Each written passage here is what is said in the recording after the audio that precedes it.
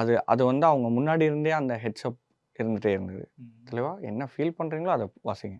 Okay. வார இது மாதிரி வேணும் வந்து உட்காந்து ரெஃபரன்ஸ்லேயே வந்து ஒரு பெரிய ரெஃபரன்ஸ் எடுத்துகிட்டு வந்து இதை பண்ணிவிடுங்க அப்படின்னு. ஏன்னா அவங்களுக்கு தெரியும் பட்ஜெட் கன்ஸ்ட்ரைன் என்ன, இந்த பட்ஜெட் கன்ஸ்ட்ரைன்குள்ளே என்ன பண்ண முடியும், அதை எவ்வளோ பியூட்டிஃபுல்லாக நம்ம டெலிவர் பண்ணோம். ஸோ அது வந்து மியூசிக் எடிட் போச்சு, எடிட்டுக்கு மியூசிக் பண்ணோம். இது ஃப்ரண்ட் அண்ட் பேக் நடந்துக்கிட்டே இருந்தது. சில இடங்களில் மியூசிக் வந்ததுக்கப்புறம் எடிட் பண்ணாங்க, சில இடங்களில் எடிட் பண்ணிட்டு வந்து மியூசிக் பண்ணோம். ஸோ அதுதான் அந்த ஃப்ளோவை வச்சுருந்தது. அதில் யாருமே டயர்ட் ஆகல, முக்கியமாக கண்ணன்.